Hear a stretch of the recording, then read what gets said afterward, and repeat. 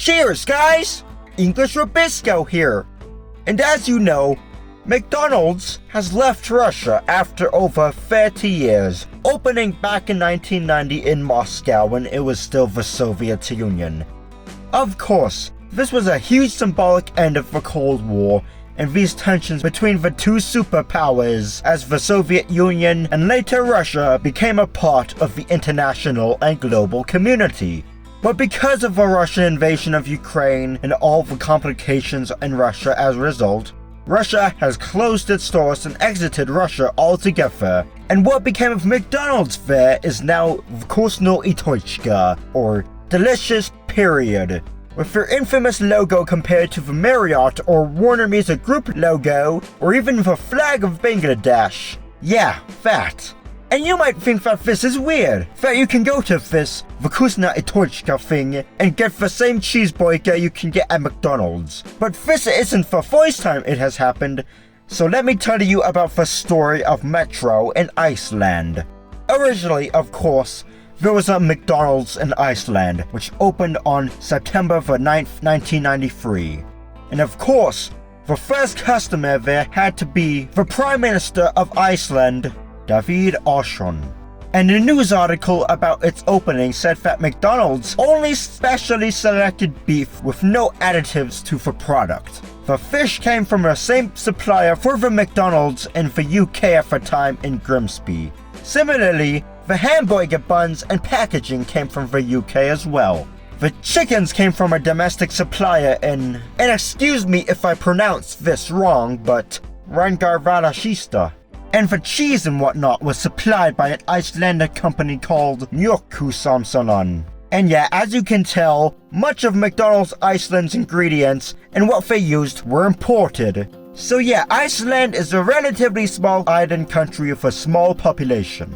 And there's also an emphasis on protecting the environment around the first Icelandic McDonald's restaurant, so there was strong ventilation to prevent fumes and smells from coming out. And McDonald's was enthusiastically welcomed by Icelanders who waited long lines who just wanted to take a bite out of a new Big Mac or whatever that this new restaurant chain brought over. And this was a symbol on its own of Iceland becoming a part of the global market. But right away, McDonald's in Iceland had competition with local sandwich restaurants like Noni and Shetty.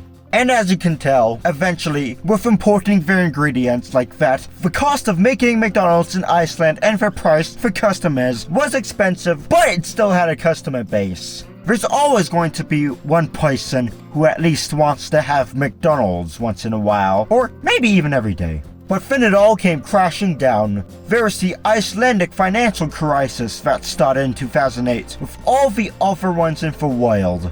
Their currency, the krona, was weakened as a result, and the food at McDonald's in Iceland became even more expensive, with the Big Mac costing the equivalent of $7.44 when it was $3.57 in the US, according to the 2008 Big Mac Index. And then McDonald's Iceland decided that raising the prices even higher, yeah, they were already high as you could tell, and operating just wasn't worth it. So McDonald's exited Iceland on October the 30th, 2009. And the last cheeseburger and fries that were sold at McDonald's in Iceland are still preserved. And yes, they look just as good as the day that they were sold. This is McDonald's. What do you expect?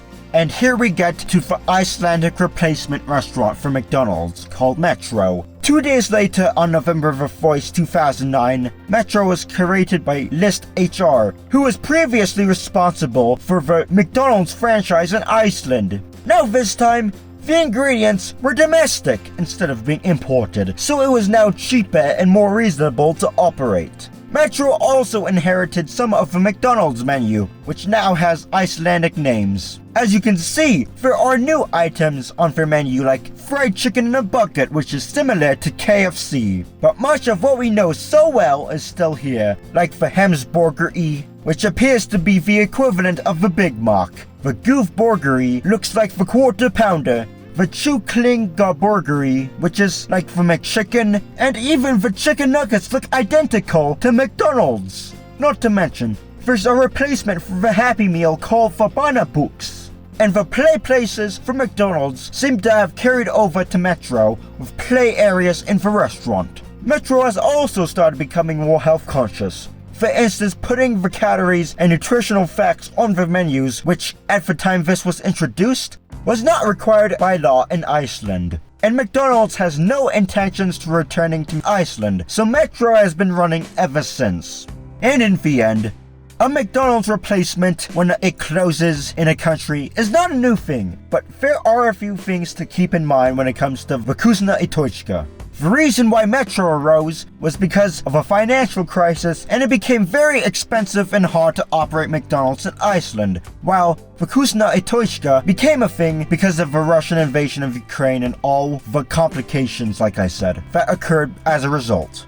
Also, Metro has only 2 locations while Vkusno and tochka has 800. And what became of McDonald's in both Iceland and Russia are, or were initially in the case of Iceland, operated by former McDonald's business partners, which is Oleg Palov in Russia's case. And yeah, there has been speculation after the war is over and Russia returns to normal, that McDonald's can simply buy their restaurants back and re-enter the country, just as they were for the past 30 plus years. Now, it might be bizarre to us that a completely different restaurant chain operates with essentially the exact same stuff we're so familiar with at McDonald's, but this is just reality to those who eat at Metro in Vkusno and tochka.